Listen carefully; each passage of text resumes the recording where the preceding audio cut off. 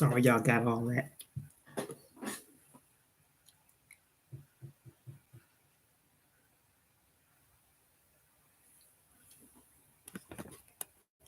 There we go. That's brighter. All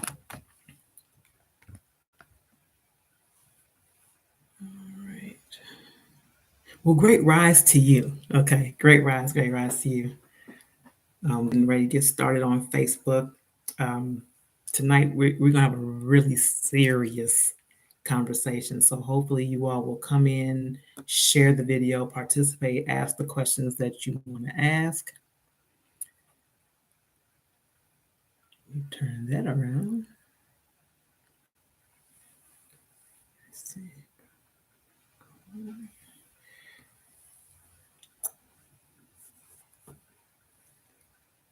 All right, here we go. Great rise, and the moonlight's beloved. You know who this is, you know what it is. It's your girl, Queen Goddess, the King Advocate. It is Melanated Monday. And tonight, I'm going to have a guest who is going to blow your mind. Please make sure you watch this episode, that you share it, you like it, you have people come in and watch it with you. Make sure you have any questions you may want to ask. This gentleman has all of the answers, I guarantee you. So make sure you do that. For those of you who are tuning in and have seen what tonight's discussion is, we are going to be talking about narcissism. We're discussing narcissism, narcissists, and we are going to be talking with a guest who is a narcissist. Okay, so make sure you get your pen and pads ready. Get your questions ready. He's promised to answer everything. Questions I want to ask. Some things that I think I know, but I want to make sure I know for absolute certainty. So I'm trying to bring him in now, and we can introduce him properly once he gets here. He also will be releasing a book soon, and there will be a special giveaway for my guests, for my viewers, for this particular episode. So make sure you are here. Let's see what's going on here. Trying to add him right now. It says I'm adding, but I don't see him. Good evening, Broken Traditions. Thank you for being here, loved one. Let's try this again.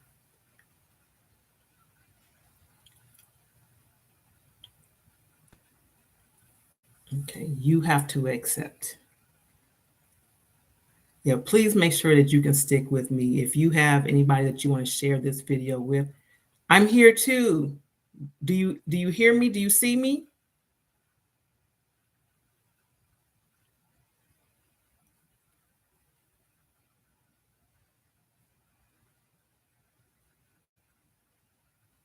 Okay, so I'm asking you now to join the live.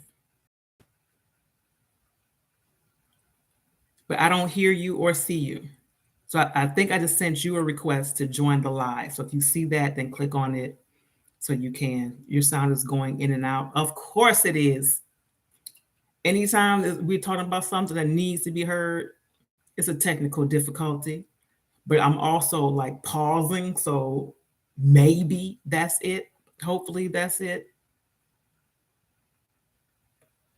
No answer from the video guest. So I'm sending you the request again.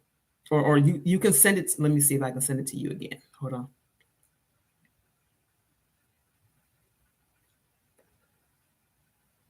Okay, so I sent you the invite. So hopefully, there we go.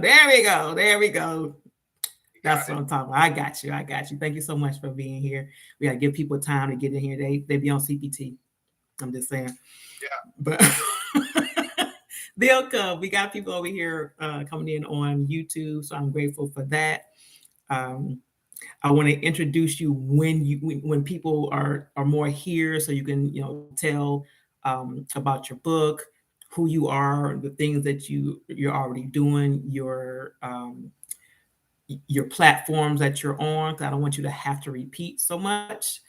But so we'll give them a moment. But again, for those of you who are here, thank you so much. Again, tonight's discussion, it says conversations about narcissism with a narcissist, or narcissistically speaking. So if you have it on Facebook, it probably says narcissistically speaking. So this is going to be a really in-depth, challenging, informative conversation, I'm sure. Many people are very familiar with the term. They're familiar with people who may have been diagnosed or are diagnosed with, or they think they are. So we're definitely going to have some questions, a lot of Q&A, a lot of Q&A. I'm going to go ahead and, like, if you're ready, we can go ahead and get started. And as people come in, they'll just have to jump in on wherever they're at. So, ladies and gentlemen, I want to introduce my guest, Mr. Leon Walker Jr. R. Walker Jr. Thank you so much, sir, for coming on. I saw you initially. I think you had a couple shorts that I was watching, and you were talking about narcissism and narcissists and the different types of behaviors. A lot of different things that you were talking about, things to look for in dealing with narcissists. And it caught me as a relationship counselor. I was like, yeah, I need to listen to this.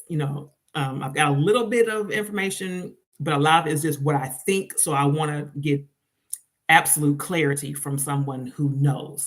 So if you will, feel free to introduce yourself, let the people know what your platforms are, where they can see you and hear you, and we'll move it from there. Okay. On all of my platforms, it's Leon R. Walker Jr. on Facebook, Instagram, YouTube, and TikTok.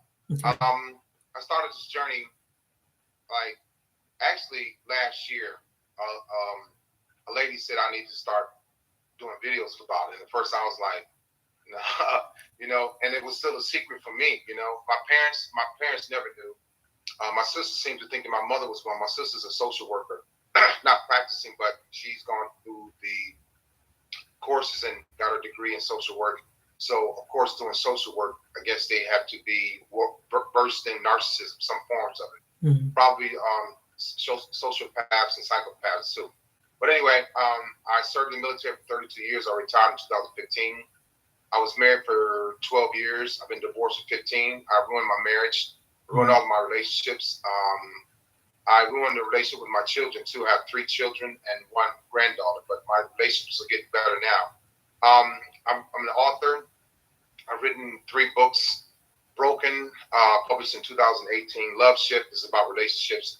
And there was an ebook I wrote about keeping kids safe from porn because I was addicted to porn as a child. So I wrote those books. I have another one coming out. I'm trying to get it out by Christmas this year, about understanding and getting clarity on narcissism. And so I started writing books in 2016. Didn't want to be an author. Didn't know how to be an author until I talked to a friend of mine who's a minister, and he heard my story and he said, "Man, why don't you start writing books about about your life?" So I did that. But I'm back here now. I enjoy helping people. I know narcissism is like a trending topic. I was absent from it for a long time because when I got my diagnosis, I was young in my 20s, and I just kind of disappeared from the Navy, but I came back in. And so I have other things: anxiety, depression, PTSD. I've been through all of that. Served on 5 ships in the Navy. I have 15 years out at sea. And just last year, a lady that I was dating is well versed in narcissism, and she kind of broke up with me because she said, Leon, I can't do this with you, And I was like, I thought I was okay, but that was like the first relationship I got into it since I started to really talk about this. And so, boom, she's like, go ahead and start posting videos about it. And I did that. I was afraid to do it at first because I was still embarrassed about it because nobody knew. My kids didn't know. My ex-wife didn't know. My family didn't know. Nobody knew until last year. So I started talking about it now. I want to help people because a lot of women are being hurt. Men are being hurt too. A lot of people their lives are being destroyed. They're being confused, misled, ignored, given silent treatment, gaslit, all of those things, love Right. bomb. I did all those things. I was doing those things in the 80s. And Wow. so it's very old to me. It's new to a lot of people, as far as somebody coming out like me and explaining it. But a lot of people have been going through it all their life, So here I am now trying to help people. So when did you know that narcissism was what you were dealing with? I was about 22 years old. I never volunteered to go see a psychiatrist. I never volunteered to go see a psychotherapist. I didn't even know what a psychotherapist was. It was explained to me over 30 some years ago. And so, narcissism is in the Bible as well. But after I found out, I was like, all right. So joining the Navy, before I joined, they used to call my mother crazy. My dad called her crazy, and her friends called her crazy. And my mother became a loner. And after studying narcissism and knowing that, I've been diagnosed and going through therapy, I found out a lot about my mother, why she was the way that she was. And then I found out a lot about why I was the way that I was. I didn't get any of these traits from my dad. Now, one trait I may have gotten from my dad was being overbearing. And as an overt narcissist, that's a trait. Overt narcissists are very overbearing, very social, very competitive, will exploit people, very arrogant, cocky, self-centered, conceited. I had everything. You name it, I had it. That's who I was. And so I knew about it years ago because as a young person, I was very arrogant, cocky, self-centered, conceited, overbearing, very social. I was very experimental. So I was doing these things and what the hell is wrong with me? I didn't know that there was a term for it. And then I found out the term, and then I kind of got out the Navy, and I was running, I was avoiding. And avoidance is another trait of narcissism. Right. Escapism, being emotionally detached. And so one of my ex-girlfriends from 30 years ago, I talk to her every now and then now, and she's like, Leon, you were emotionally detached then. I didn't know. I knew that I didn't want to love. I couldn't love. I didn't want to be affectionate. I just want to have sex and be done, get over it. I'm done. I was disconnected.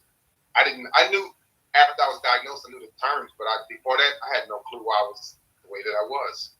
Wow. So how would you then define, if you could, how would you define narcissism?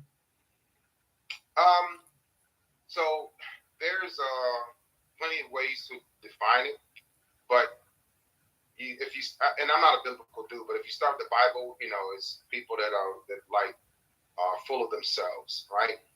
Need that adulation and admiration, right? That attention, seek attention seekers, need their ego stroked. So somebody that's self-consumed, self-centered, you could possibly say self-righteous, someone that's deals with greed and lust, someone that has a lot of, well, not a lot, but addictions, someone that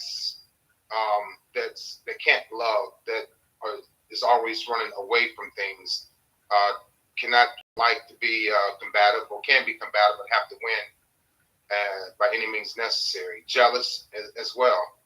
So we have a lot of sins. Greed, lust, jealousy were three of mine, and envy. There were times where I had envy as well. So some person that's consumed with a lot of negative things that will affect people in a negative way, but we think that they're positive. Right. Would you say that narcissism is it always the result of a trauma?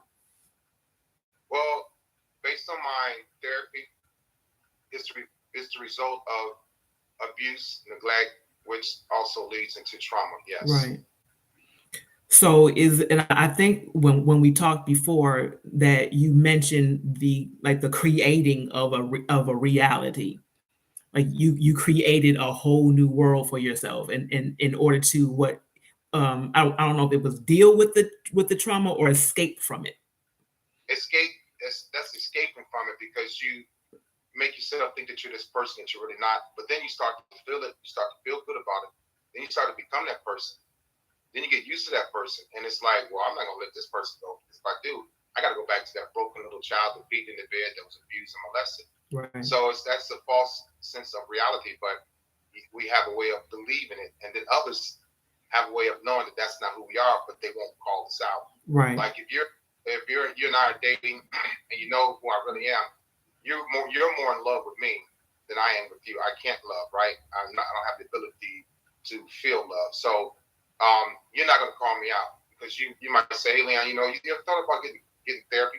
And my ex-wife mentioned that, my ex-girlfriends mentioned that in a subtle way, and then I would still get upset about that, even though they were right.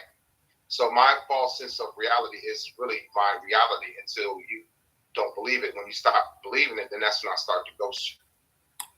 Wow. So it's not even, I'm going to try to explain this. It's like, okay, you don't believe me. I'm out. Like, I'm not going to explain it. I'm just peace out. Yeah, because I can't explain it because I don't want to explain it because I don't want to feel that those negative emotions. I don't want to feel like I'm not who I made myself to be. Although I know that I'm not that person, I make myself believe it. My mother did that.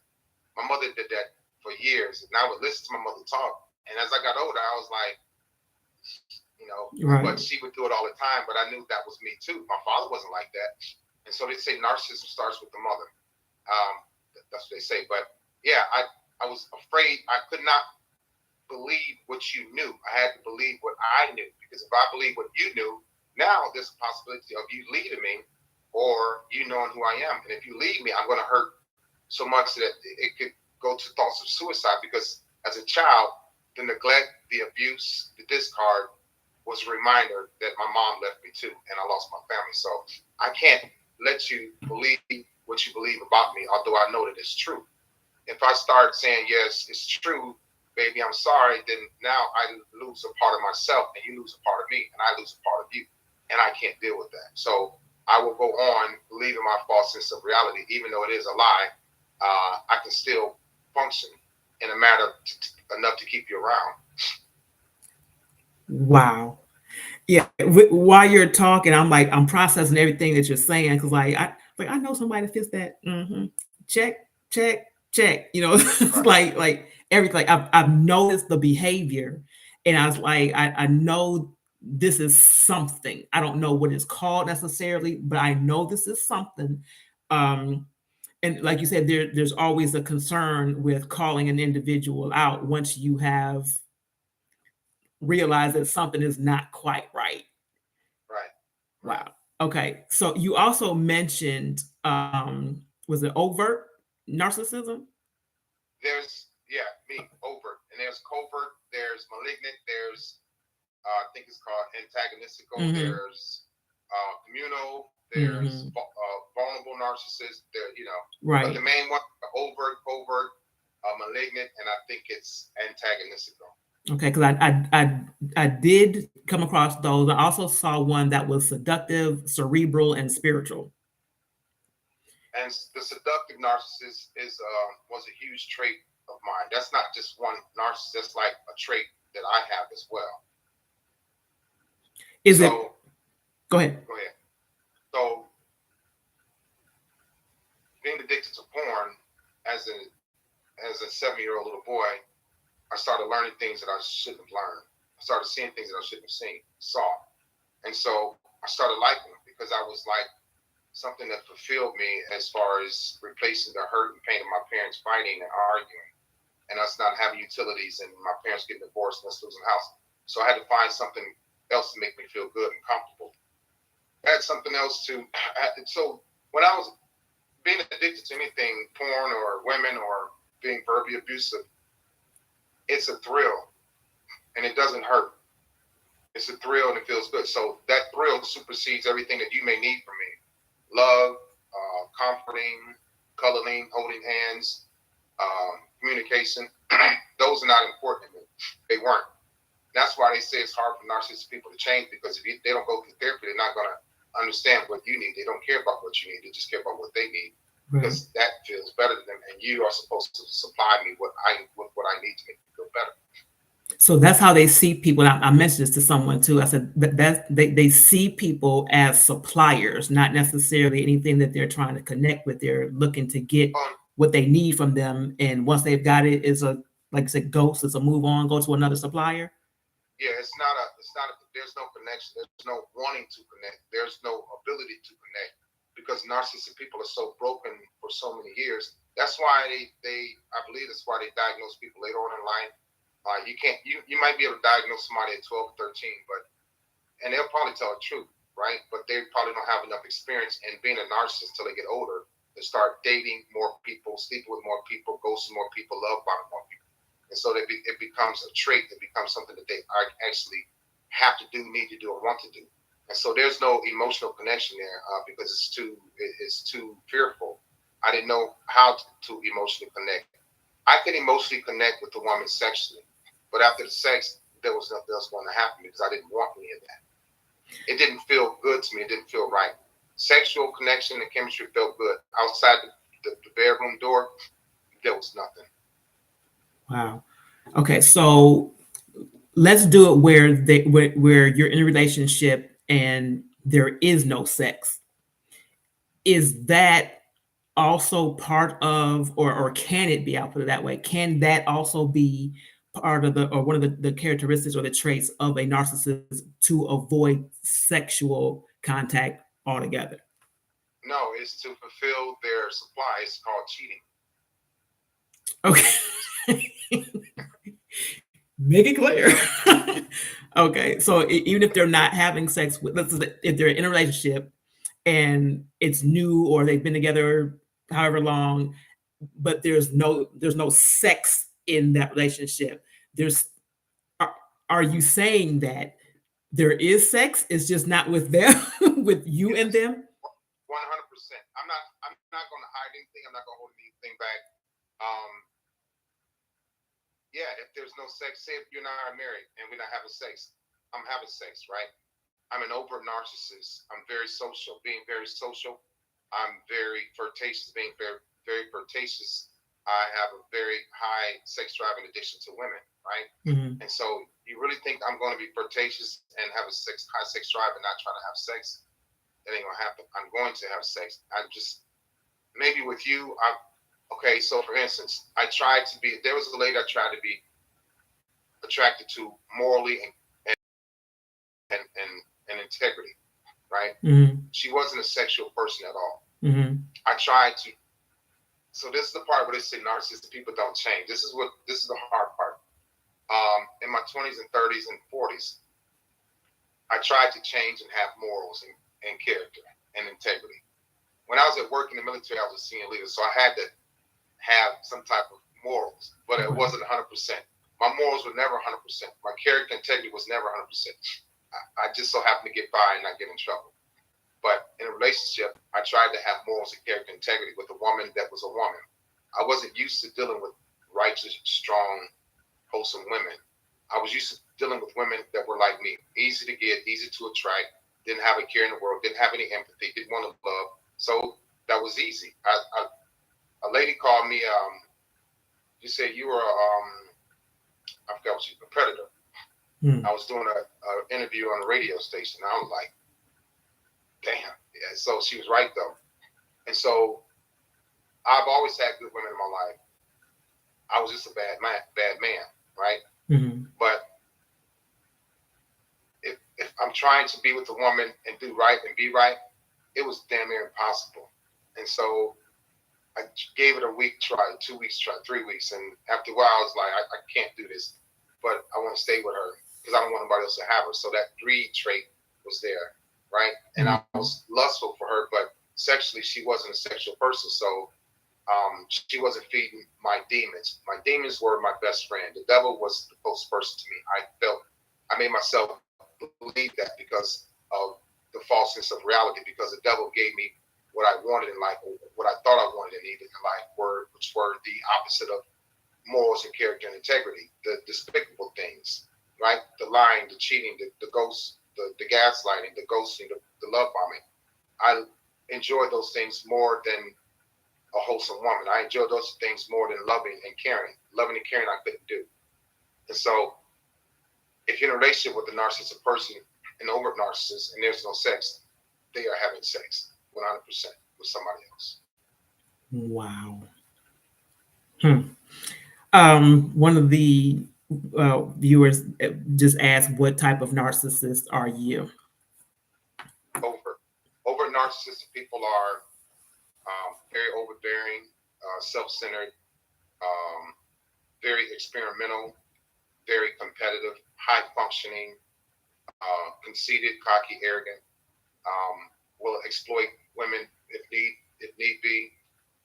Yeah, so an overt narcissist. The coverts are more like covert. Undercover, you don't know. They have a lot of the passive aggressive ways. I didn't have any passive aggressive ways. It was like what you see is what you get, right? Loud, outgoing, right? So yeah, then you have the malignant, and you have malignant narcissists can be high functioning, verbally abusive, can be violent as well. Okay. She's asking also, can you share a little bit more on the covert and that she was dealing with a covert narcissist herself? Yeah. See, I know more about myself, but covert are the people that I believe they tend to act shy, very passive aggressive, can be very angry, verbally abusive, put you down, very egotistical, right? Doesn't communicate that much, sneaky. So, some of the traits of a covert. But I like to always talk about myself as an overt because I know it so well. Right. And I don't want to give anybody any type of information they're not familiar with, they don't know. Right. And I don't want to talk about things that I don't fully 100% know about. Right. So I stick with Leon. Right. 100%. I know it. Right. So here's another question then. Is it possible for a person to have the characteristics of multiple types of narcissism? I would say possibly like an overt. So for me, comparing myself to a covert, verbally abusive, right? Malignant, highly functioning, verbally abusive.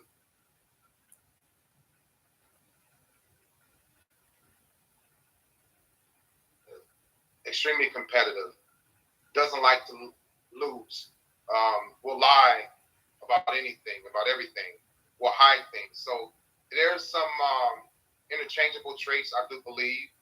I don't want to give people, say that 100% because I'm not a therapist or a psychiatrist or psychologist or a psychotherapist. But that's why I stick with what I know to help people, because there's a lot. So for instance, if you're dating an athlete, right, a well-paid athlete, or a military member that's high ranking, or an official, or a doctor, or a dentist, or a lawyer. A lot of people, they say a lot of overt narcissistic people in LA because of Hollywood, because of entertainment. So yeah, there's some interchangeable traits, I do believe. So listening to you and people that are listening to you and watching you explain, how you are and all the traits would say, well, if you know all that, then why don't you fix it? Why don't you just change it? Why don't you just stop? Why is that not something that can happen? Why would I stop doing something that feels good? That's why the younger narcissistic people will not go through therapy, will not change. Because, so if I stop and change, what am I stopping? What am I changing to? Like, this person is not successful.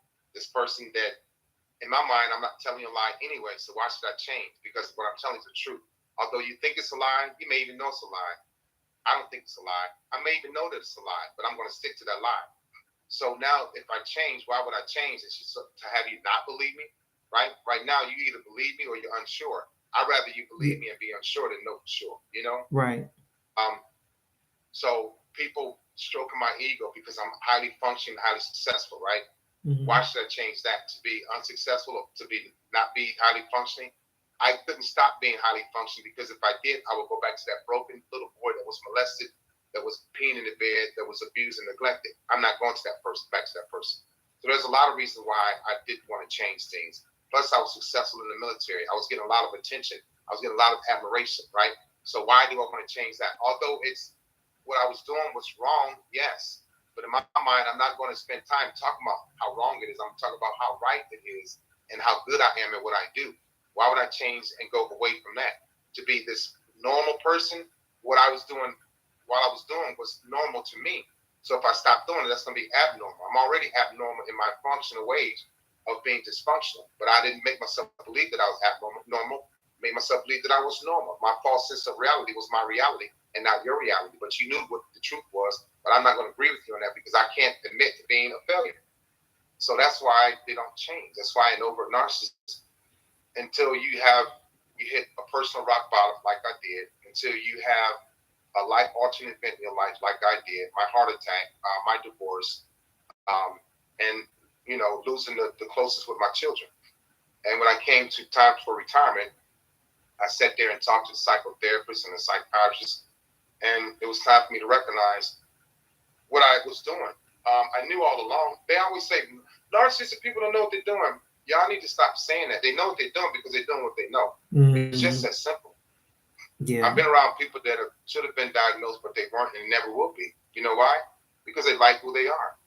Right. Even if going through divorce, even losing a relationship with their children, they still like who they like. They still like who they are. So that's to answer the question. If I know all these things, why won't I just change it? Because I know that if I change it, I'm going to this boring, abnormal, dysfunctional, scary, weak little boy who I have been for a very long time. But I changed that so much, I started to like it and I started to love it. That was the only thing I love aside from the Navy because it paid into me. Right. Question on here is, how do you know what type of narcissism with? Well, for you all that you have to read up on these things, and there's certain traits. I guess it's like so many type of traits that you can have to be considered an overt, malignant narcissist. I can't diagnose people, Right. So you would have to read up on that. You can't expect the person. I never told anybody any of this until last year, right? Mm. And I was 50. I'm 57, so I was 56 years old. That's when I started talking about it. So they're not going to come up and say, "Hey, I'm a malignant narcissist." And they're going to be like, "What the hell is that?" Right. Then she starts to read up on it, or he starts to read up on it. Next, they want to leave, break away from me because it's like, "Oh, you're dangerous," So I get a lot of women say, "Leon, you make me sick. You make my skin crawl. I can't stand you." I had a woman tell me she hated me, but I understand that. I'm fair with that. I'm fine with that. Years ago, I would have blew up. I would have went off because once you identify me for who I am, and I know that you know the truth, I'm going to get mad, and then I'll try to emotionally hurt, emotionally disturb you. So to keep you with me, so that I can control you, you're not going to go be with anybody else because narcissistic people can't deal with people leaving them first. Right. That I know. Other question is, what is healed now that you no longer fear regressing to that child mindset? So for me, I had to first identify that child mindset was an innocent little kid that was betrayed and abused by not so innocent people. Mm. Healing is facing my childhood fears. Healing is one of the hardest things I had to do in therapy was, she said, "Okay, Mr. Walker, next week we're going to talk about forgiveness."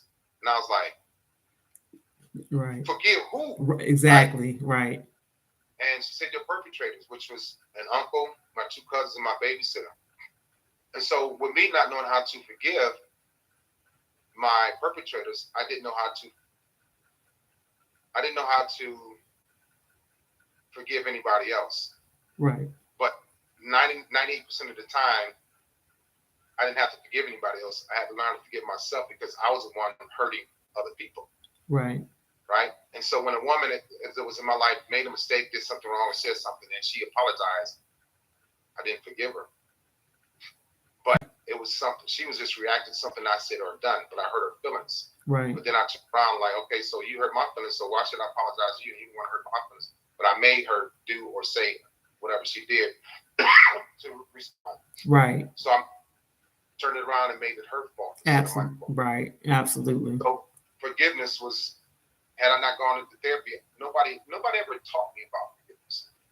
You hear about it in church, but I wasn't hearing about it in church. I didn't go to church because I had friends that were just like me, narcissistic, but they were pastors in the church, and I would go there and look at them and then I didn't go to church with them anymore because I knew.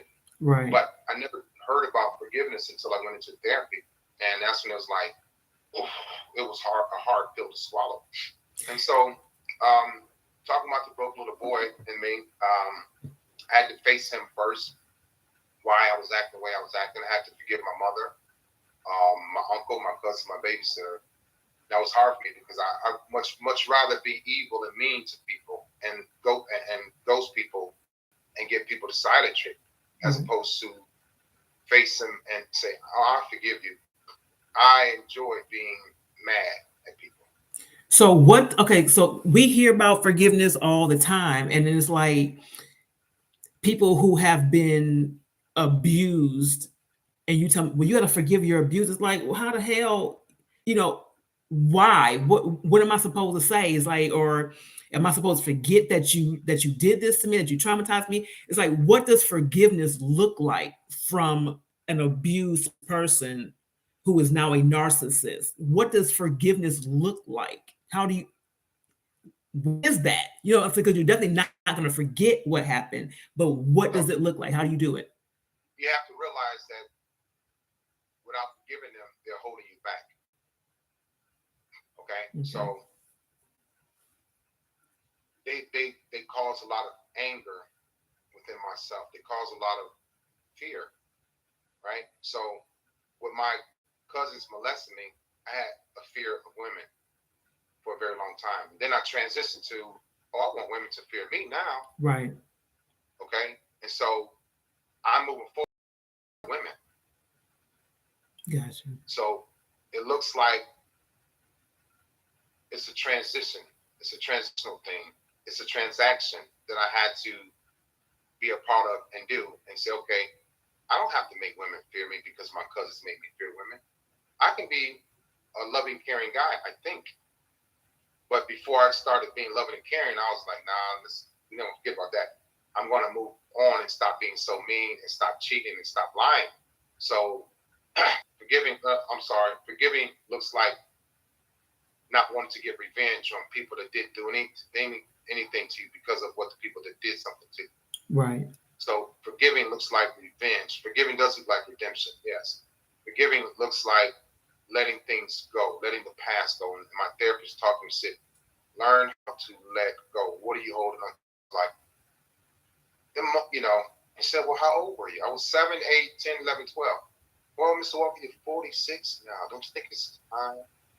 Because you're going through life, you're hurting people because of what somebody done to you. So forgiving looks like a clear path and better vision too. Okay, so all of it, and I tell people, and sometimes it sounds to them as if I'm trying to make small of their circumstances or whatever, and I say everything begins with a decision. Right. Everything is a decision. You're going to be happy, and this is that. I said, well, it is that. It's like, but you have to understand, overstand, and understand that your decisions still come with a consequence. You have to be ready to deal, to accept, be responsible for, be accountable for what the consequences are going to be, regardless. It's like you can't be selfish, if you will, in making a decision because you don't want to lose. You don't want to take the chances of losing. But Right. when you don't make a decision, when you do make a decision to not make a decision or to not change, you're affecting and ultimately infecting other people that care about you, that love you, Right. that you're in a relationship with, or that are trying to be in a relationship with you. It's a lot of questions. So what I'm going to do is I'm going to open the phone lines. If you want to call in and ask your question directly, feel free to do so. That number is 770-906-5271. 772-5271 is not a multi-line. Okay, so I can only get two people on at one time. If I don't get you when you first called, just call back once somebody hangs up. But 770-906-5271 if you want to call in and ask your question directly. Or asking also, is there any way possible that there can be a quote, will a narcissist always be a narcissist? So it's a personality disorder, right? And you can't just switch it out. However, um, without therapy, it's impossible because they're not going to get clarity or awareness, right? And narcissist people don't just say, "Hey, I guess I need some help," But mine came through my retirement physical, where first it happened years ago when I got my diagnosis, and then from that point on, there was no healthy relationship at all with me from 1987. So I went back into therapy, but without therapy, without that person sitting in front of a psychiatrist or psychotherapist for every week for months on end, a year, like it was for me, Mute your phone. you're not going to have a healthy relationship. It's not going to happen Right. because there's nobody that they can sit in front of and give them the educational piece that they need. I would never sit down with my wife and talk to her about my narcissism because I would got angrier and angrier and angrier. I would have never sat down in front of my ex-girlfriends and talk about my problems, narcissism, right. My problems. Like, no, I'm good. This is what it is. This is who I am. It is what it is. You either stay or you leave. I don't get to leave. Matter of fact, I'm open door. And I would say when things like that to her. You can have a healthy relationship with a narcissistic person that's been diagnosed and that's in therapy that wants to go stay in therapy and wants to save their family. Yes. That wants to be a better father, a better husband. Yes. Okay, father. But I didn't care about being in a healthy relationship because I was very dysfunctional. And I love Leon. Right. I enjoyed the dysfunction. I enjoyed the drama. I didn't like a healthy, wholesome woman because she was too slow for me. She was too pure. I was full of rage. I was full of anger. I was full of addictions. So without sitting with the therapist and actually committing to it and connecting with the therapist and listening to them, man or woman, it's impossible because who are they going to go to other than that? Right. Because if the wife or husband is a psychiatrist or psychotherapist, I don't know if that'll work either because they got to go home to it, then they go to work and they got to come back home to the same person that's trying to help them out. Right. It's not going to work. I'm going to say one more question real quick from here, and then we got a caller. So another person is asking about knowing anybody who uses, who's in the church, who uses it in religion. I know quite a few of them, and those men I would say things and do things to on purpose because I knew how it would affect them. I stayed away from them. I didn't go to their church anymore. And when they came to work, I saw them as different men. I didn't see them as men. I saw them as cowards because they used the Bible, they used the word, they used the verses, they used the pulpit to gain supply. And they were either sleeping with women or men. All right. And you look at the priests and you know, what is it? Not the Pope, but what do you call them? Like the nuns and priests? Not the nuns, but priests. Was okay. There you go, narcissistic. So that's why I don't get into the Bible with people. I don't get into politics with people because it's based on their false sense of reality or what they want you to believe about them, right? Or what they believe in. So I don't even go down that road with people. Gotcha. Okay, so we have a caller. We'll let the caller ask their question. Caller, are you there? Yeah. Let me turn you up, or can you turn your volume up a little bit? It's all the way up. Okay, I got you. What's your question? You got Mr. Leon right here. What's your question? I'm trying to figure out how to ask it because I guess I just shared that I've been in didn't realize until I was dealing with a covert narcissist and just kind of escaped with my life not too long ago, but. Because, a lot of times in our community, we don't understand narcissism, especially when the love bombing, and like when the person asks about religion, they definitely hide behind religion. You'll think that they're a very upstanding person in the nation, but they live two separate lives. Like, I agree with you. The person wants to change, but it's hard if they don't think anything is wrong with them to change. Right. And it's like, and I'm glad that you're sharing more about overt because their siblings, one, he's covert and his brother is the overt, but I literally started, I guess more so just sharing that for me, how I started learning about narcissism. I learned through, I don't know if you heard the lady, Melania Evans, she's like overseas in Europe and stuff.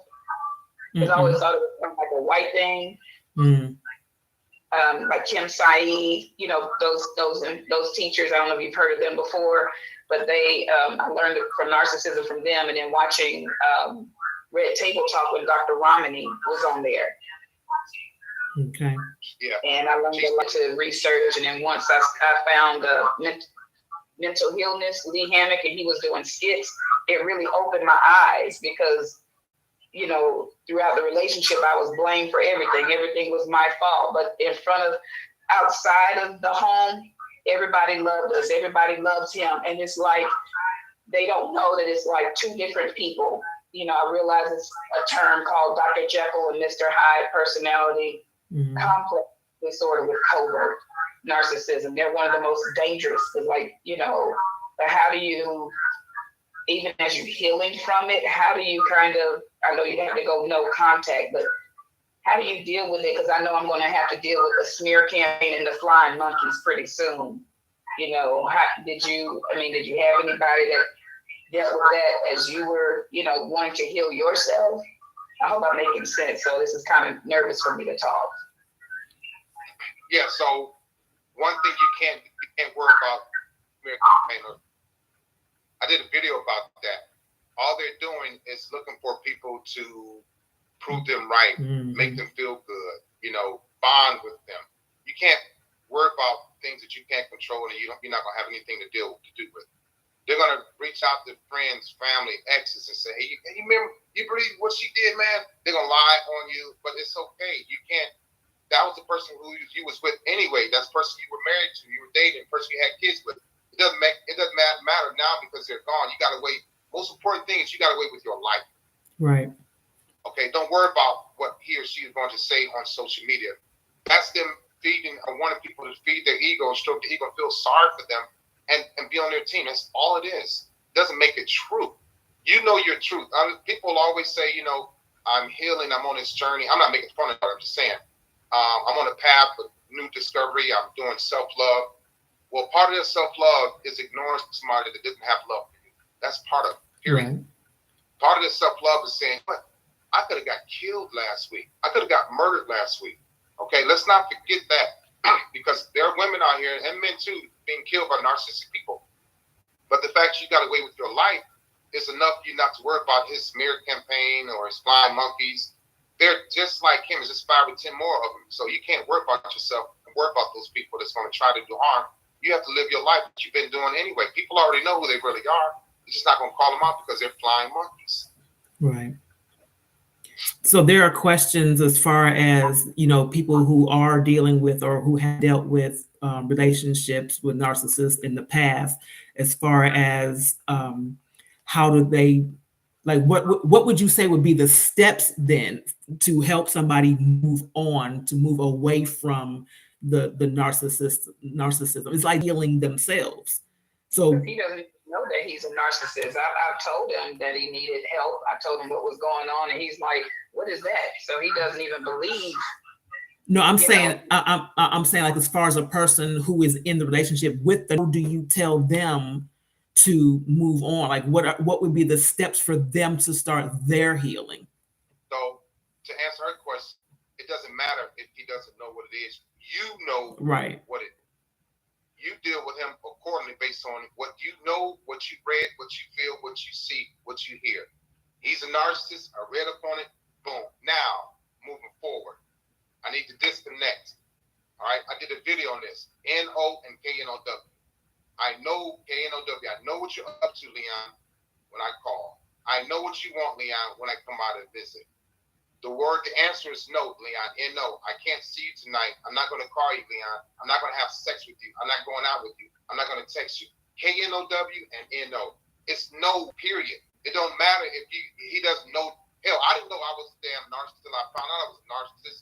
Okay? And so, but when I found out what I know or don't know, as long as you know who the hell I am, as long as you know that I'm making your health decline and I'm hurting your feelings and I'm making your chest hurt, and I'm causing your menstrual cycle to be off, and I'm causing your eyes to be red, your skin to wrinkle, I'm causing you to take days off of work and not go to church. It doesn't matter if I know or not. Right. You know it because you feel it. Absolutely. You look in the mirror, you drinking more, you smoking more, you don't hang out with your friends, you don't go see your parents no more because of me. So I'm not yelling at her. Just let her know. You're fine. It don't matter what he knows or what he doesn't know. You know. And I tell women this all the time. Y'all need to start going with your gut instincts. All right? If you're aligned, if you're a good person, if you're a wholesome person, if you're an empath, you are aligned with the universe. You're aligned with the sun, the moon, the stars, the earth, the planet, and God. Absolutely. If you feel something's wrong, something's bad, something off, you feel it in your gut, which is your second brain, and you need to go with it. Stop giving Leon's another chance to hurt you or possibly kill you, period. Right. Absolutely. You start getting away, you stop. I tell women, block. You have to block. These psychiatrists I talking about, because if you don't block me, that's, in my mind, my still got false access. reality. I'm saying, oh, she still wants to hook up. Absolutely. She still wants me to have access to her. So you start blocking them. You get all the damn clothes out of your closet. You get rid of the cologne, the perfume. You start going to the places that y'all used to go. You get rid of pictures. You start thinking about memories, all of that. You got to shut down totally unless you're really, really ready to die. Period. Bottom line, point blank. Absolutely. I'm glad you put it that way, because like people, when they come to my platform, they know they're gonna get a mouthful. You know, it's straight from the hip. We don't sugarcoat nothing. If you need to swear, by all means do it. You know, so for you to tell women, you know, what to look for, stop acting like you don't know. You know, we're gifted, if you will, with intuition. It doesn't lie. And energy, I had this conversation yesterday or day before yesterday. Energy doesn't lie. Even if you don't know for absolute certain, if you don't have written facts or whatever, energy, what you feel energetically, empathetically, intuitively, does not lie. Go with that. It doesn't. I do free consultations. I only do 30 minutes, right? And I tell women, I said, look, diagnosed overt narcissist that was in therapy for a year, right? I said, this is who I am, okay? I've been therapy. I don't want to hurt women anymore. I don't want to cheat. When I was cheating and lying and deceiving and gaslighting and love bombing and ghosting, you know what? I had a lot of heart and a lot of nerve to do it. I really did. And I enjoyed it, sadly, because I was sick mentally. I'm not anymore. I will always be a narcissistic person, but I don't choose to activate those traits. That part. Okay? I don't choose to be manipulative. Okay? I don't choose to be vindictive. Now I will tell you this. I don't care if I'm not gonna be stereotypical. I don't care if he's a 6-foot Asian guy, right? I don't care if he's a 6'8", 300-pound Viking, right? I don't care if he's a 6'3", good-looking Latin guy in Latin America, in Puerto Rico. A narcissistic person is a narcissistic person. Right. And so I tell these women, they call me, and now a couple of more men are calling, and men are a little shy, right? But they're not shy when out there in the streets doing that crap. But anyway, I said, look, this is what I recommend. This is what I recommend. This is what he's going to do. And I'm not telling no men. I'm telling these ladies, this is what I did. And if he's, oh, well, Leon, he's Puerto Rican. He's a narcissistic person. Okay, lady, listen to me. This is what he's going to do. I said, okay, well, you sure, Leon? Call me back in 5 days. And guess what? They call me back in 5 days crying. He did exactly, and I'm not making fun of women. Leon, he did exactly what you said he was going to do. I don't have to live in Puerto Rico to know that there's narcissistic men in Puerto Rico, narcissistic women. I don't have to live in Seattle to know that there's narcissistic people in Seattle. Right. I don't have to live in Brazil to know that there's narcissistic people in Brazil. Right. If you're an over narcissistic person, I'm going to tell you exactly what they're going to do, almost when they're going to do it, but I can tell you exactly what they're going to do, whether it's gaslighting you, ghosting you, cheating, misleading you, being verbally abusive. I can't make it any clearer that I've been living this life for over 30 plus years. Wow. And I'm not happy about it. Now, guess what? I got to face my consequences. I get my butt kicked every day. Yeah. Okay?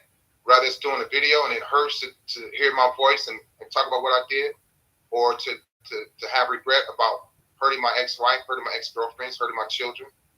I got to live with that every day. And it feels like God has me hidden in plain sight because I don't get dates. Women don't date me.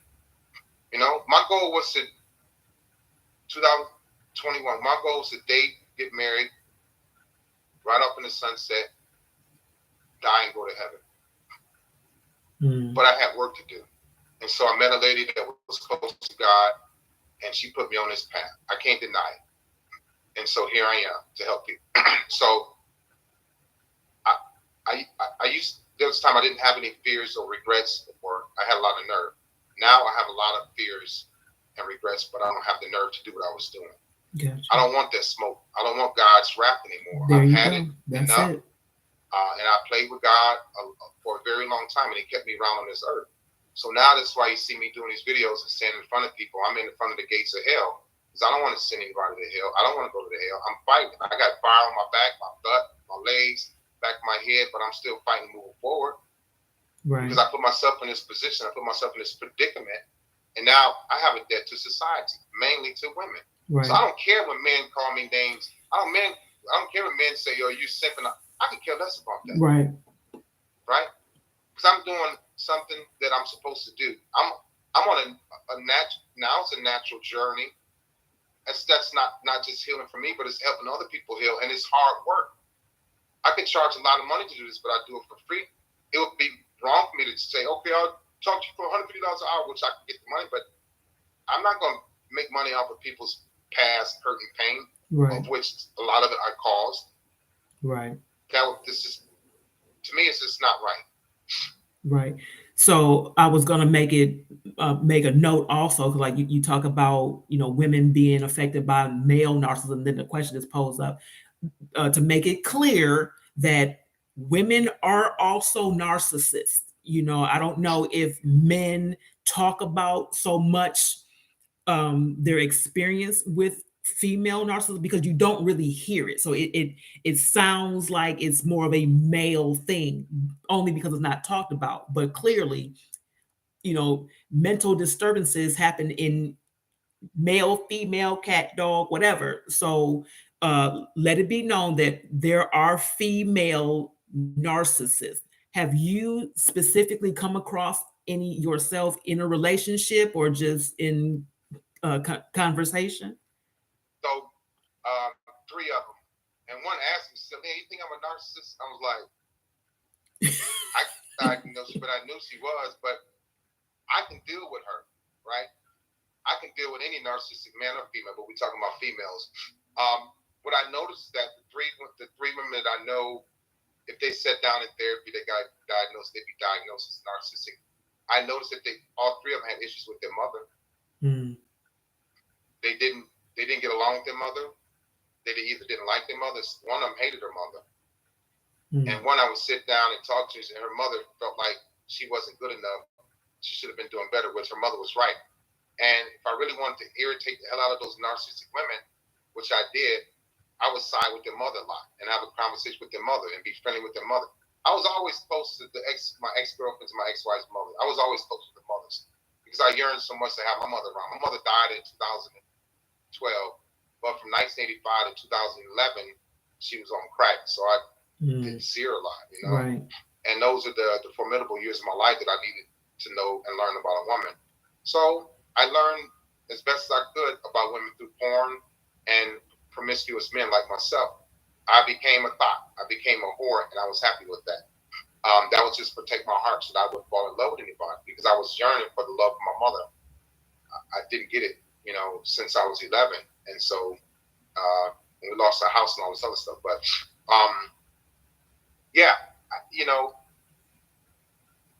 women are narcissistic. They say 70% of men are narcissistic and 30% of women are narcissistic, those that are diagnosed. Right. I see the numbers going up over the years because of this generation, the way these kids are. They like empathy. They like sympathy. They don't want to love. They don't want to talk about love. All they want to do is play games and smoke weed. Right. They don't even want to be in a relationship. They don't want to hold hands or cuddle. They're nothing but little Leons. So I already know what's coming. It could be next 5 to 10 years, but the numbers as far as narcissistic people being diagnosed are going to go up. These kids will go into they will go in to see a therapist weekly because it gets them out of work. And then they'll see being considered a narcissistic person is a badge of honor. They'll like it. Wow. I guarantee you the next 5 to 10 years or sooner, you can see a lot of younger people being diagnosed with narcissism. Wow. Okay. I'm going to open the phone lines again. If anybody wants to call and ask your question directly, feel free to do so. The number is 770-906-5271. 770-906-5271. You mentioned a couple times love bomb, gaslight, ghosting. Can you explain what those are, and what they look like? So gaslighting looks like is essentially making you doubt yourself. Like you could be right, but I'm going to be right. I make you feel like you're wrong, so you then start thinking that you're wrong, but I'm right. Mm-hmm. And whatever we're talking about, you don't want to visit that topic again because I made you feel like crap, right? Yeah, it's to make you doubt yourself, Okay. basically. Even though you might be right, I don't want you to feel like you're 100% right. I want you to doubt yourself. Okay. Because I know that I'm wrong, but I want you to know that I'm wrong. I want you to feel and think that I'm right. Right. And I'm with that. I like that. I absolutely love that. Ghosting, people go into a situation knowing that they're going to ghost you even before it happens because I'm not looking for a long-term relationship. But I'll lie to you. I'll look in your eyes and tell you a lie so that I can have you for those 3 or 4 months till I get tired of you. Then I'm going to disappear. I'm going to love bomb you in the beginning so that I can get you to latch on and fall in love with me, because also I have a seductive trait. So once you fall in love with me, you'll drop your guard and then you become a serious empath and do anything I want, need, and desire. You won't challenge me. You won't question me. I'll come and go as I please, because when I come back, the love bomb is going to still be there. I'm gonna bring you something to eat at night. I'm gonna shower. We're gonna have sex. I'm gonna massage you. I'm gonna get you ready to go to work in the morning. Which I really don't care about any of those things. I'm just doing it because I want you to be my supply for the next few months. Because I get a thrill out of turning you out. I get a thrill out of making you fall in love with me. I get a thrill of making you smile and laugh. I get a thrill out of you stroking my MF ego. Okay. Right. I get a thrill out of that. And once the thrill is gone, once I conquer you, I'm gonna lose interest in you, and then I'm gonna start looking for another supply to start over because I need that thrill to come back. Right. That thrill it consumes me. That's why love and caring and empathy doesn't mean I don't have empathy. Those things don't mean anything to me because the thrill is so powerful. It's like a drug, and so I have to become your drug so that you can latch on to me. So that when I walk away, I don't fiend for your drug. You fiend for my drug. So then you start to chase me. You start to call me. You start to text me. Again, that feeds my ego because it makes me feel good as if I'm in control and dominating you, not even at your place. I walked out. I left you. I go, but you still want me. Right. So I like for women to chase after me. This is Leon prior to therapy. I just want the women to know that. Got you. Also, it was mentioned breadcrumbing. So I give you a little bit at a time. I give you a lot in the beginning, and I start to pull back more and more. Once I realize what you really like, what you can't go without, what turns you on, what makes you excited, what really gets your motive going, what motivates you about me. And then I start pulling back because I'm liking you lesser and lesser and lesser. And so you're like, Leon, why you didn't call me? When we first met, y'all know this, when we first met, you used to call me, you used to text me.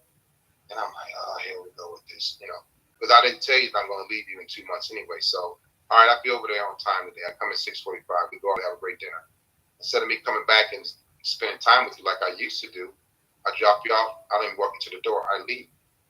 How dare you get mad at me? I just took you to dinner. We spent $250, birthday cake, all this stuff, Right. I ain't a bunch of pair earrings, but I dropped you off. Now I'm going to be with somebody else. So I'm lesser and lesser in your life because now I'm your drug and I'm your drug dealer. So I breadcrumb you and keep you around in case the next supply doesn't work out. Right. Okay, so the question, and I'll go to the caller, is how do you cut off the person you have children with after walking away from a long-term marriage because that person refuses to acknowledge they need help?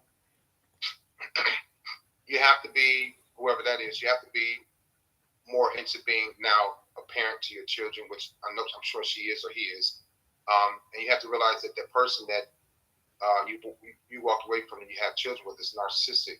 They are a child also. Mm-hmm. So you're going to have to accept them for who they are, mainly because they have untreated neglect, drama, and trauma that goes back probably 200 years. It was passed down from great-grandma to grandma to grandma to grandma to mother to father, and now you got it. But none of those people were being treated. So now your husband or your boyfriend or your wife or girlfriend or your children's mother, father, you're dealing with them as an untreated adult. So they don't, and then they're not going to get therapists because they don't think anything's wrong with them. So you, the parent, have to worry more about your mental health than your children's mental health. Because dad or mom, the person that's narcissistic, going to pop up, going to leave, going to make promises, come see you, the kids, come get the kids, not show up. So you got to prepare for that. You have to realize that you're dealing with mental health, take care of your children, Don't do anything less because that person is gone. You got to find out a way to offset the income, the loss of income. Do that so that you keep your children happy, because you're already unhappy. If your children are unhappy because dad is gone, it's gonna make it worse and harder to live your life. Right. Okay, we have another caller. Caller, go ahead and state your question, and thank you for being here. Caller. Yes. Go ahead. We can hear you. Okay. My question. Well, you're kind of. Can you turn your volume up? Turn it up. Yes, please. Okay, it's up. Okay. My question is, my husband, he's the Can't same hear. two different people. Okay, you can't be heard. I'm sorry. Can you turn it up a little bit more? It's still pretty low. And I'm up all the way. Okay, can you hear now? It's still really low. Let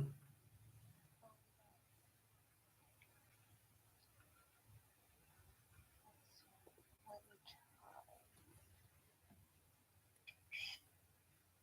Can you hear me now? Yes. Okay, that's better. Okay. My husband is the same way for 8 years now, but he will, what makes him, he'll break down and completely break down and cry and say that he knows that there's something wrong with him. He's being diagnosed with bipolar, but I can tell that there's something else going on, because the ghosting, and it happens over and over, the cheating, the lies. But he'll break down and say, I know I'm no good, and I know that there's something wrong with me. And he'll start to go to therapy, and then he just stops. Hmm. So what's going on in that situation is that when he breaks down, he wants you to feel sorry for him. When he breaks down, it resets your emotions in your heart, because prior to the breaking down, you were angry, you were pissed off, and you're like, one more time, Jimmy, your ass is out of here. What Yes. do? Oh, honey, I'm sorry. I know it's something wrong with me. I'm diagnosed bipolar. My mom beat me. My dad left me. My dad was an alcoholic, and he cries, and then you'll feel a little better for him because he's tugging at your heartstrings. Mm-hmm. Guess what you do? I'm not making fun of you. Guess what you do? You take him right back. Okay, one more time, but can you please go through therapy? Can you start? Okay, I'll start. I will, baby. I'm sorry. And guess what? He'll go to therapy once, twice, and back at it. Yep. But it's not bad enough at the point to where he knows that you're going to leave. As soon as you start to pack your stuff and change the bills and change the credit cards and change the deed on the house, when he knows that you're out of there, he's going to stay in therapy for 3 weeks straight, maybe a month straight. And he's going to stop drinking, stop smoking, stop cursing. He's going to start loving you more. He's going to start kissing you. He's going to start holding your hands, start cuddling, and he's going to suck you right back in. That's the cycle. And once he realizes it is close to being almost over, we ramp it up. Because we know what to do. We're going to do what we did to get you in the beginning. And we're going to start that all over. But if you stand strong enough, go for it, he's going to start to decline more and more and more and more. And then guess what happens? He'll call his mom and sister, brother, uncle, friends. Hey, Lisa, can you talk to Jim? He's trying to commit suicide. And it's either, or is he going to really kill himself? I don't know. But you got to take care of yourself at this point. Yes. He had left while I had kicked him out for 2 months. And a week before Thanksgiving, I know you talk about this before, a week before Thanksgiving, he started wanting to fix things and come home. And I broke the no contact. Ladies, don't ever break the no contact, because I did it. A week after Thanksgiving, he packed his stuff and left while I was at work. Wow. Yeah. They get you in. They catch you right when you're vulnerable, and they attack you and hurt you and beat you at your own game. They have to leave out a winner. At that moment, you were winning when you were strong and you put him out for 2 months. You had all the power, and trust me, he didn't like that. So while he was gone for 2 months, he thought about a plan to get you back. Oh, I'll do this, I'll do that. She'll let me back in. As soon as you let back in, gone. Narcissistic people have to leave out a winner on top. And have to leave with you being a trophy, that he hurt you and discarded you and made you look like crap. Again. Right. Wow. Yeah. And you talk about missing work. I ended up missing 2 days of work because I was so torn down again by him leaving and ghosting me again and acting like I was nothing. Yeah. And so at that point, it's actually to them. That's that thrill I talk about. Oh, I defeated her. I broke her down, made her sick. She's losing weight. She's taking days off of work. He won't come back. He'll probably call or text, check on you, hoping that you let him in again because they get addicted to abusing you. Yes. Is there a type that narcissists look for? Yeah. So women with low self-esteem and no confidence. I'm not bragging, but they were very easy. Mm-hmm. The women that are highly successful, highly functioning, right, had the best years in high school, the best teachers, parents still married, become doctors, dentists, lawyers, teachers, superintendents, principals. They own their own fashion store, whatever. Highly functioning, successful women that yearn for love and that are empaths. Not that they're easy women. Leon, this dysfunctional, hurt, broken, but damn, Leon, you're worldly, you're successful in your career. They want to just take care of me. Mm-hmm. And me being, generally speaking, other men like me. Those successful women, a lot of times they meet very successful men in their careers and they become boring with that guy because he has the same thing that she has. Both parents are still married. There's no drama. There's no dysfunction. There's no neglect. And then all of a sudden, they get bored with that. So here I pop up, want an edgy guy. They want a guy that's like spontaneous and broken. Because you know why? They are used to working hard. So they're going to have to work hard and keep me around and make me better and heal me and nurture me. So it feels good to those women, those successful, highly functioning, nurturing empaths. Because they can put some work into me. And I love it. My job is easy. I got a master's degree. I got a PhD. That was easy. I want to work hard with Leon. Right. I'm going to put my time with Leon. I'm not making fun of you all, but that's what happens. So you're used to working hard. So you're going to work hard for me, on me, and to keep me around. You give me what I want. You can catch me drunk in a gutter somewhere. You might even catch me sexting. And you'll forgive me. Because you like, I can fix Leon. This is my project. Right. And you get your hooks to me. You don't want to let go because you don't want to like you fail. Because right. you've never been affected. That part. You passed law school. You went through medical school. You're a doctor, you're OBGYN, you're a lawyer, your parents still married. You are used to being successful. You don't know what it's like to fail. So you're not going to fail me. Wow.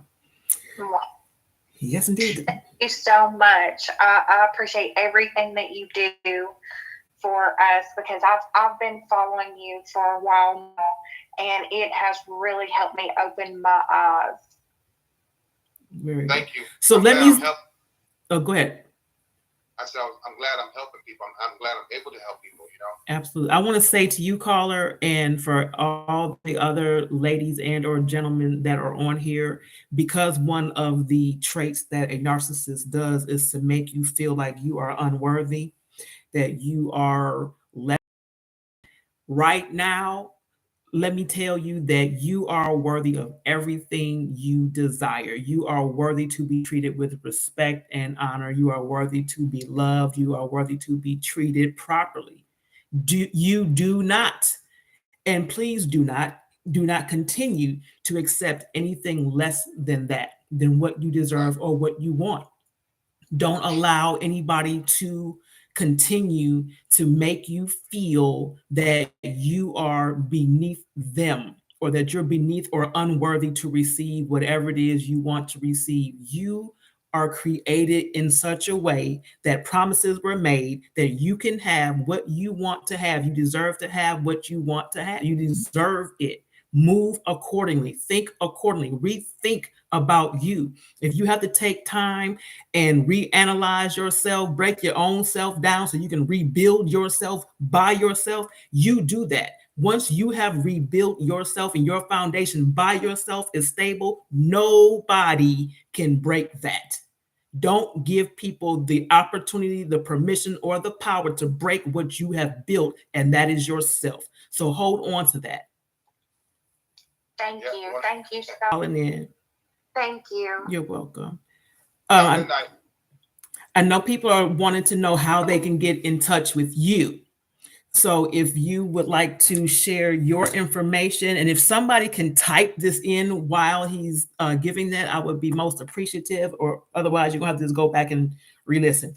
But if you could give your information, how a person can either follow you or get in touch with you, if they would like to schedule a session with you, if you're doing that, that would be great. Yeah.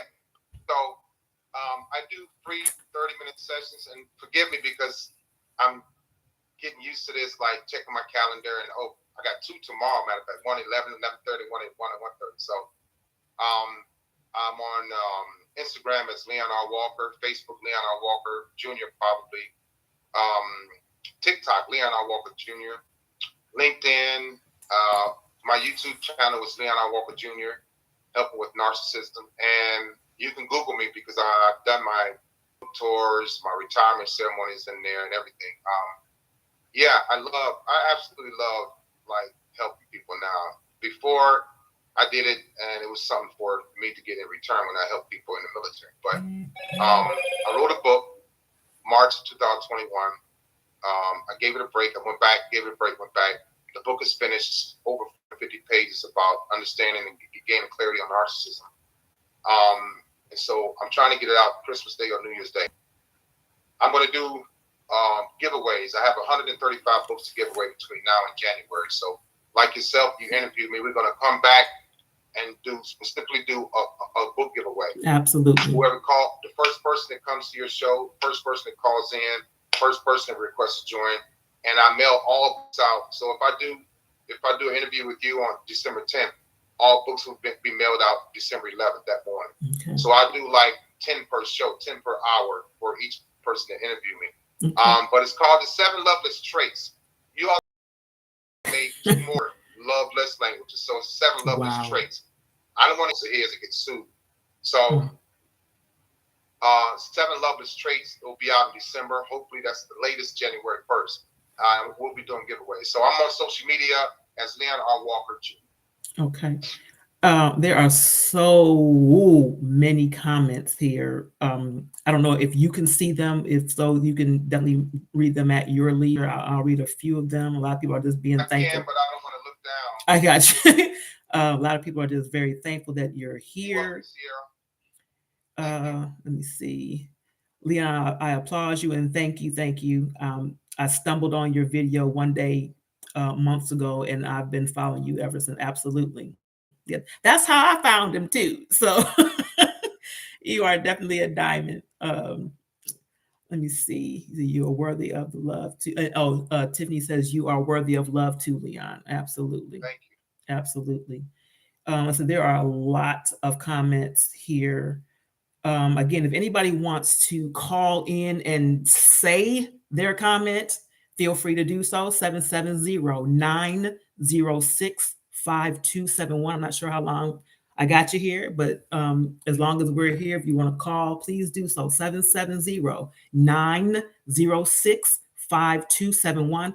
And please make sure that you follow me or friend me on Facebook, and like and subscribe to my YouTube channel, which is Queen Goddess, the King Advocate. If somebody could write that in also. Queen Goddess, Goddess is spelled God is, Godis, the King Advocate. This is where either of these platforms is also where you're going to be able to be eligible to receive that free book.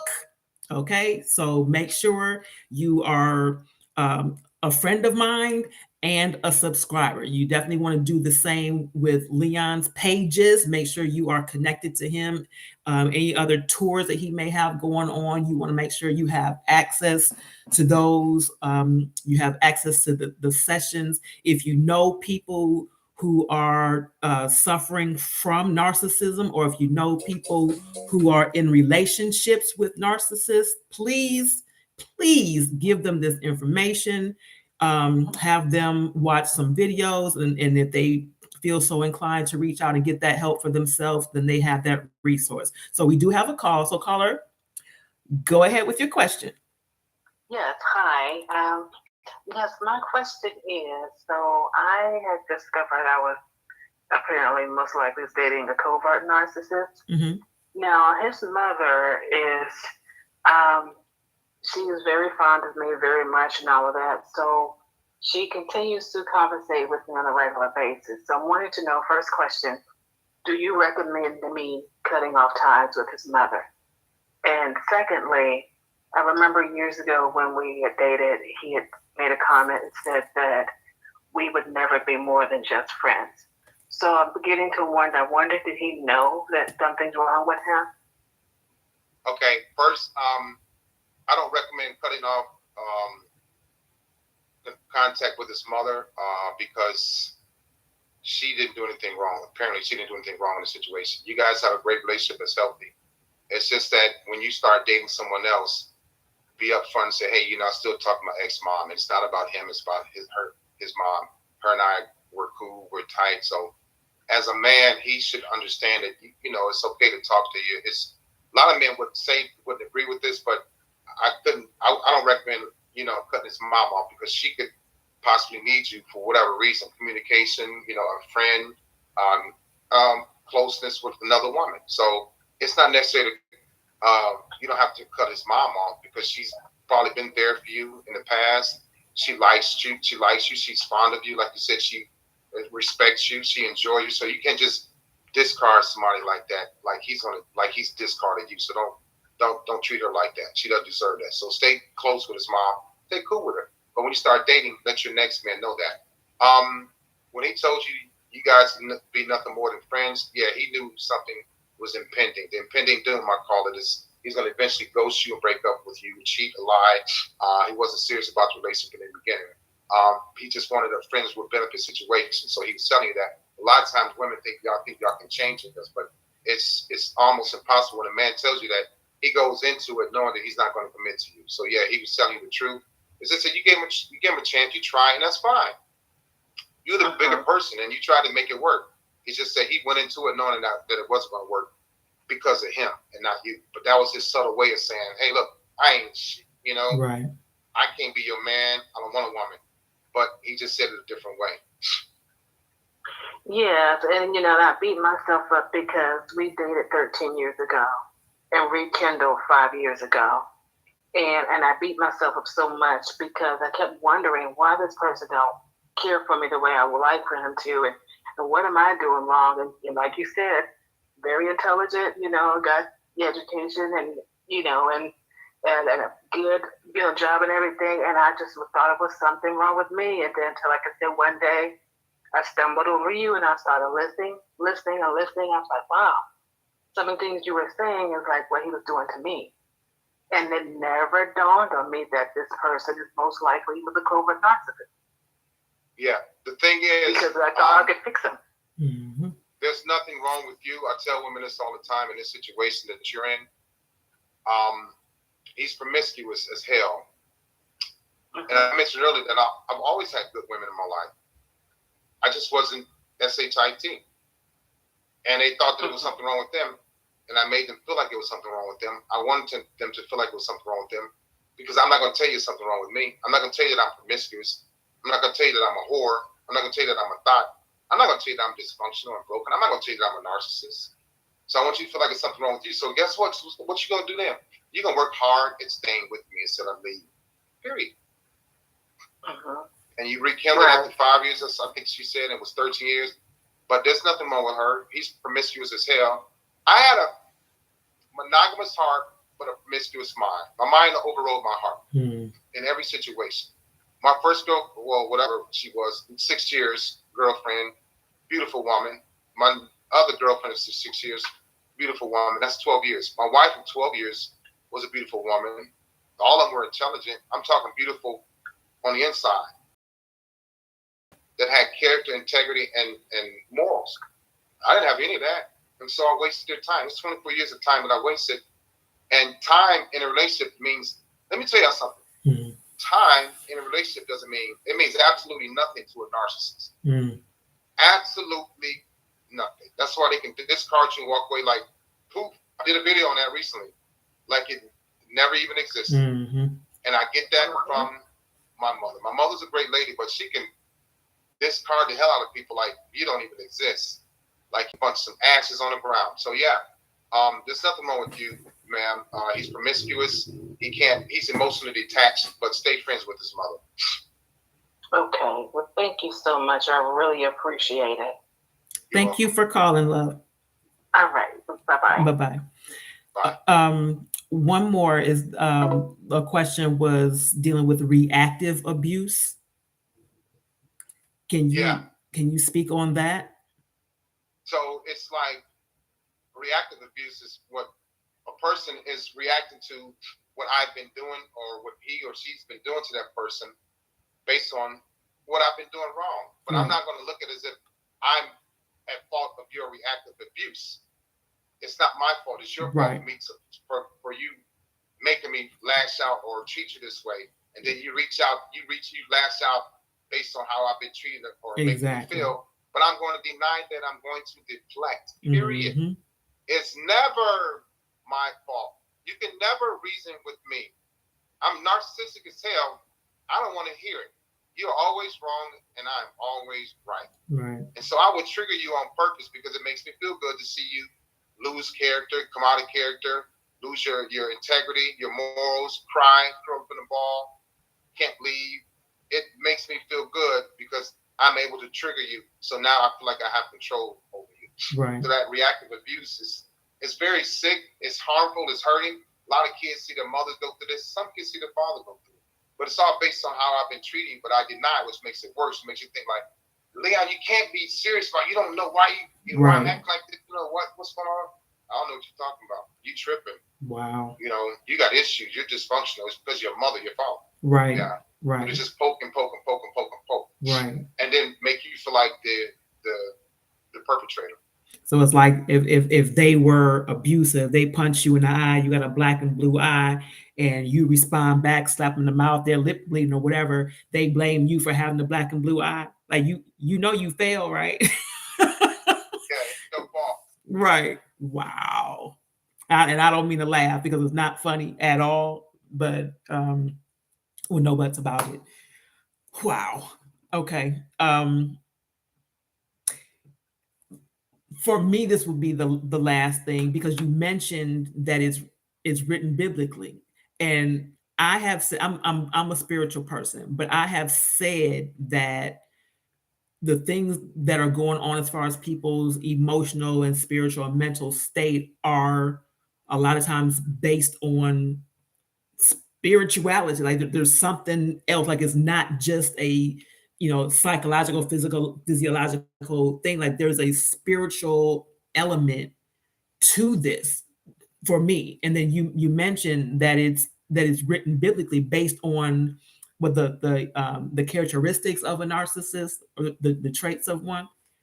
Can you tell, like if you can remember, where is that in the Bible? I can't remember. First, let me say you're welcome to Demi and Felicia. They said thank you.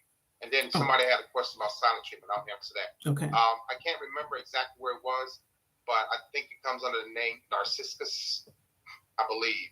Okay. Have people look up Narcissus. You may see narcissism in it, but I think it comes under the name of a guy that looks in the mirror and likes the reflection of himself. And it goes from there. Yeah. Okay. So the silent treatment is to train a woman or man to be quiet, to shut up. If you ask me a question and I don't like it, I'll go off, I'll get mad, and then I'll become silent, right? And then knowing that you want to talk to me because you're a communicator, I'll stay silent, knowing that it burns you the hell up. Because it's rooted in the question that you asked me that I want to answer. It's rooted in you pushing me up against the wall, you calling me out. And so now I know you like to talk, so I'm going to remove that part from our relationship. So I'm not going to talk to you I had this really bad. I could do the silent treatment for, I'm talking weeks, months. Wow. Yeah. And freaking incredible. Now that I look back on it, how I gave my wife, my girlfriends a silent treatment. You want to hear something even sicker than that? I gave my kids a silent treatment. Wow. And so they give it to me now, and I wonder why. I know why, but yeah, the silent treatment is meant to silence you. It's meant to make you feel bad. It's meant to train you to be quiet. It's meant to train to ask only certain questions when I'm ready to talk. If I'm not ready to talk and you ask me a question, I'm going to shut down. It's meant to train you not to call me at a certain time of day or night. It's meant to train you to only text me when I ask you to text me. It's meant to train you to listen and not speak. It's meant to train you to say, to agree with me. But if you ask me something I don't like, if I'm not ready to talk, I get mad, I get pissed, I get a thrill out of making you hurt because I'm not giving you that communication. I know that you like to talk, women like to communicate. So a narcissistic person being vindictive, that's another trait, will remove that from the relationship just to control you. So you'll become silent. You only speak when spoken to. You'll only talk about what I want to talk about. If it's something that concerns you, don't bring it up because I'm going to snap. I'm going to go off. So you go, well, last time he yelled and screamed and he walked away. I don't know if he went to drink or smoke. I don't know if he went to have sex or cheat. So now I'm not going to ask that question anymore. And you start losing your voice more and more and more. That's why you see women with professional athletes, senior leaders in the military, CEOs, doctors, and lawyers. They're on their arm with their men, but they look terrified. They're not going to look anywhere else. They're not going to speak to anybody.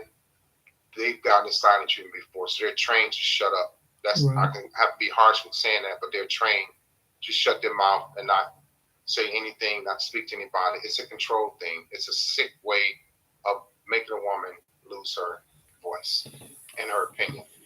Wow. Okay, let me see what else we got here.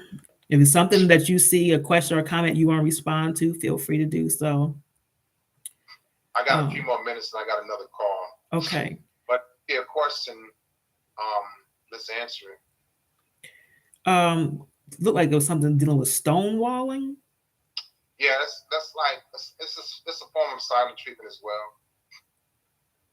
Okay. Being quiet. Also include changing the subject. Yeah, to avoid. Okay, so avoidance. Right, great point.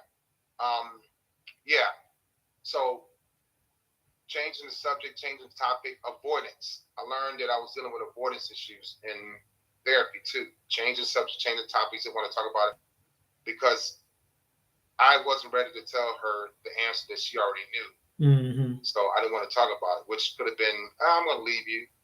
I don't want to talk about getting engaged. I don't want to marry you. I'm not going to tell you that. I spent 6 years with 2 women. I didn't tell them I was going to marry them until after 6 years. And they waited around, right? And so, yeah, avoiding the question, the truth, like, Leon, what are we doing here?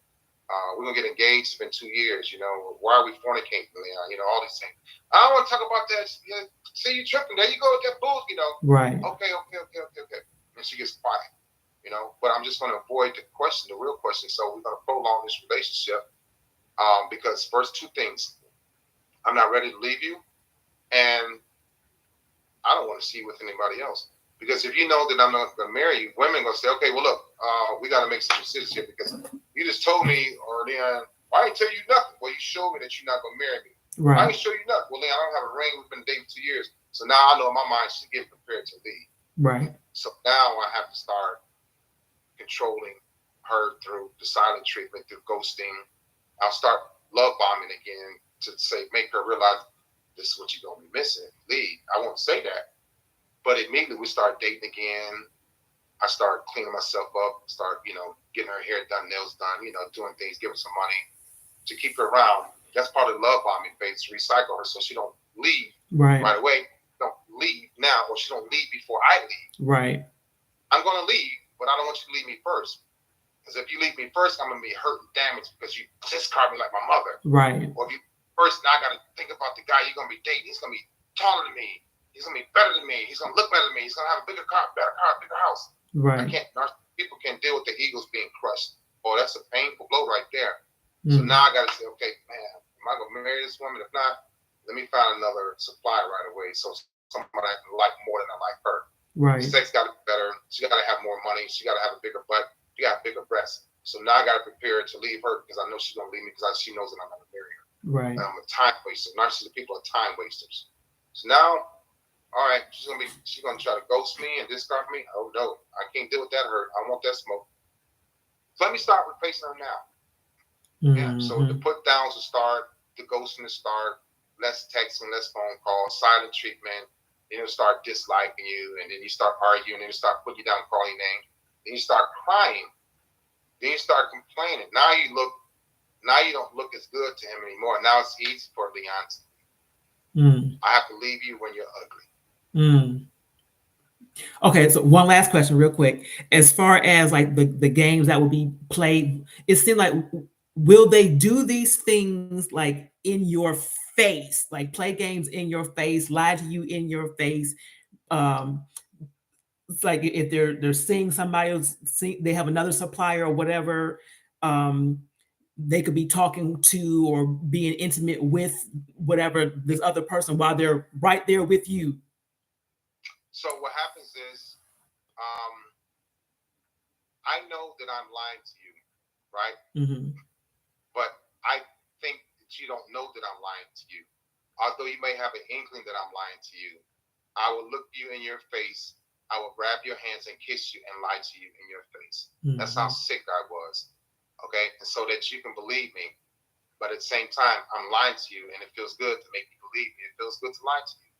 It feels good to make you think, make you doubt yourself. So I don't care, because my agenda is, as a narcissistic person, is not to care about you. I don't have empathy. I don't have love in me. So my agenda is to hurt you by any means necessary and to eventually discard you.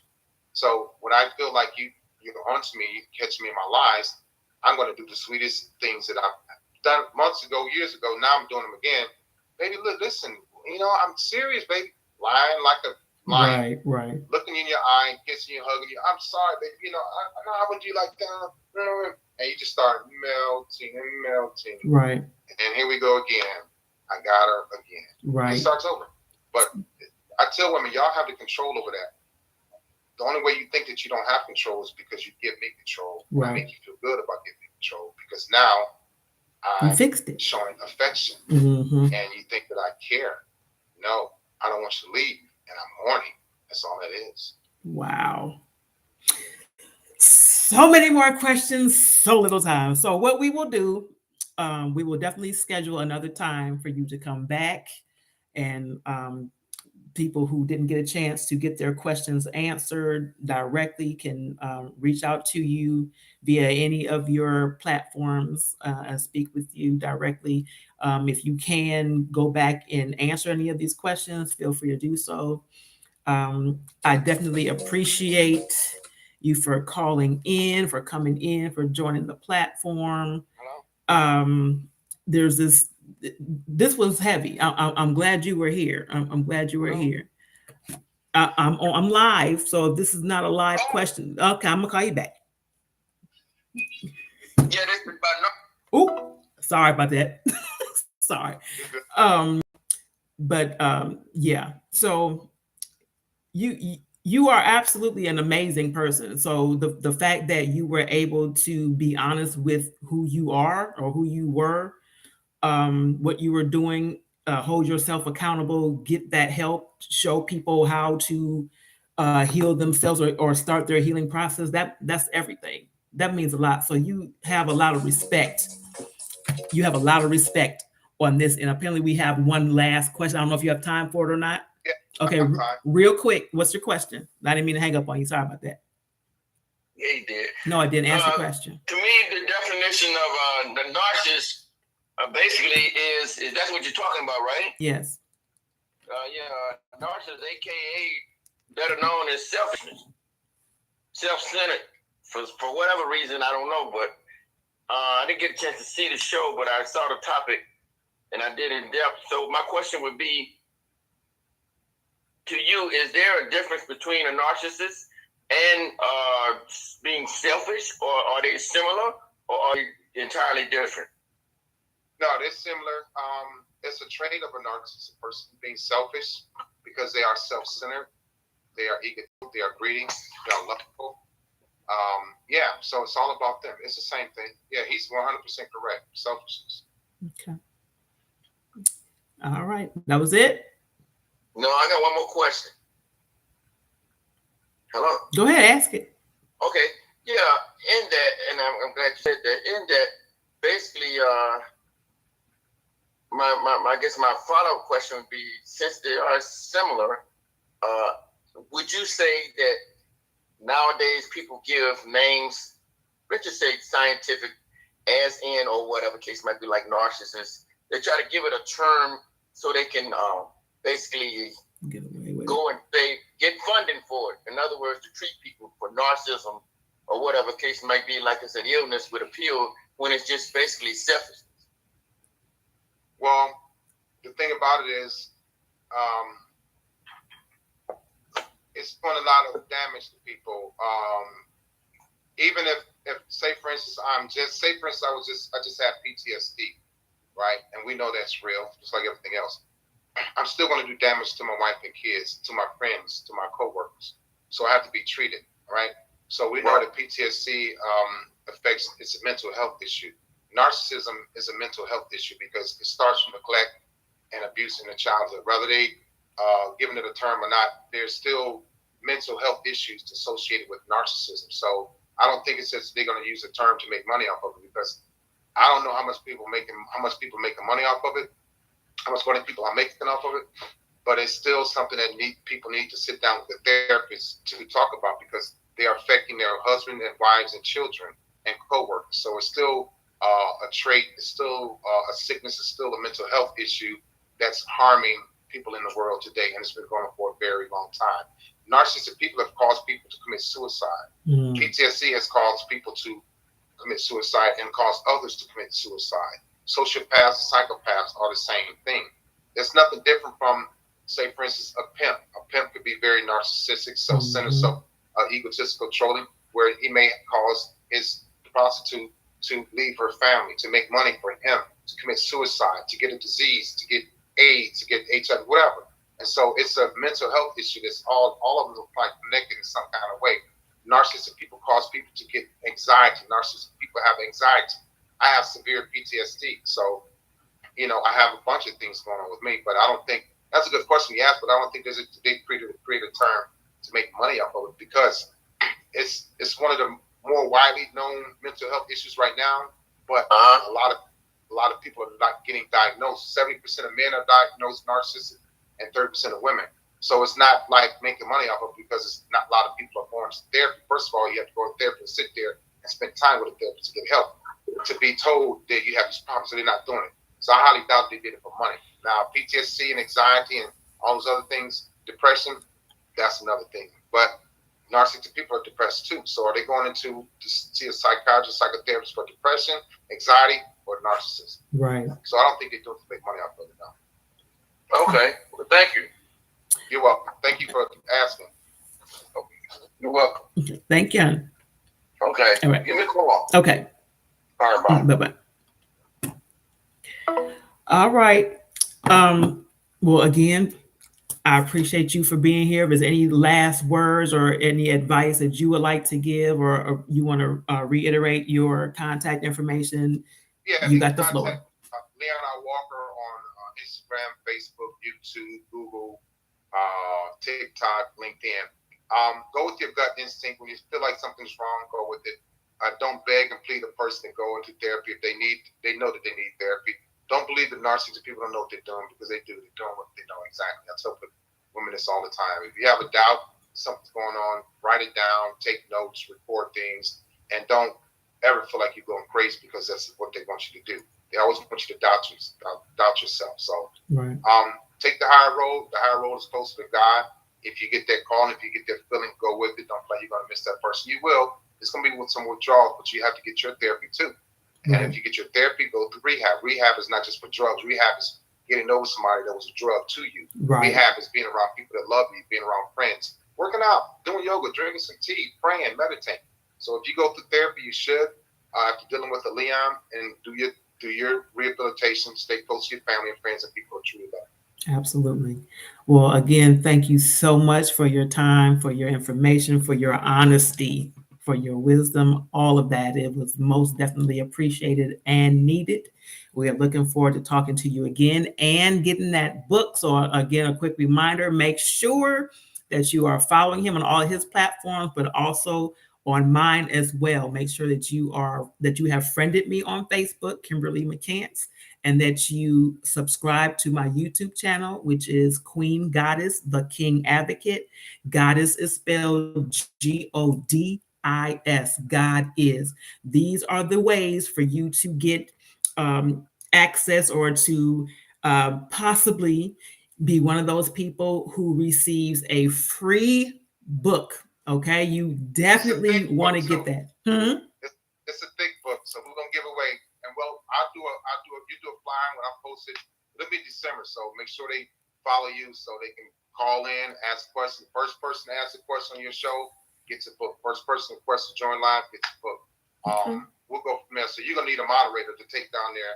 Exactly. Books will be going out the next day. Okay, sounds good. So we definitely got to schedule. We got to schedule your next time. I'm ready for you. Yeah, I'm ready.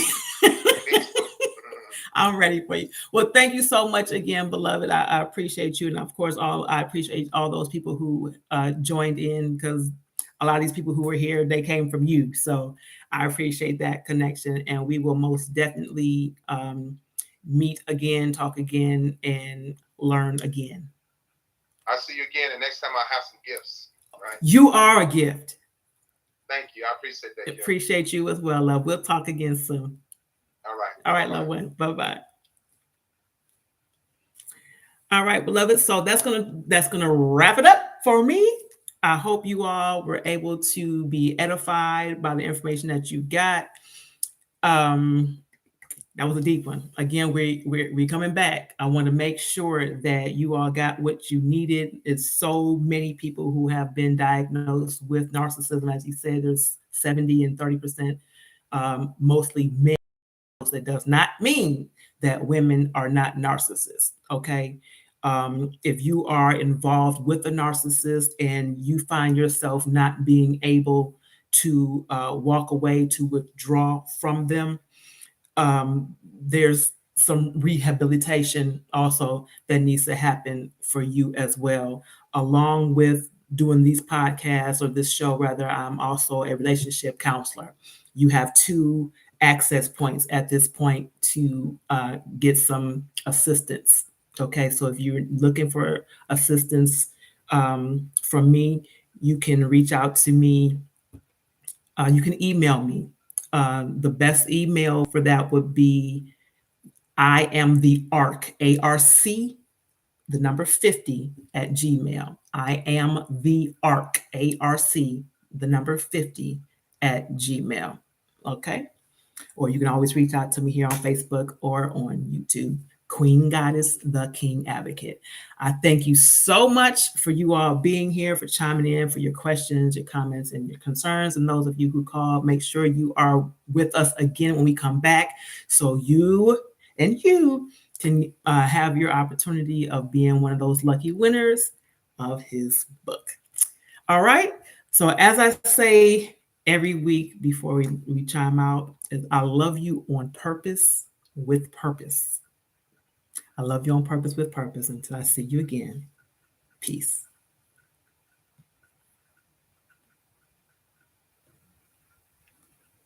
Peace.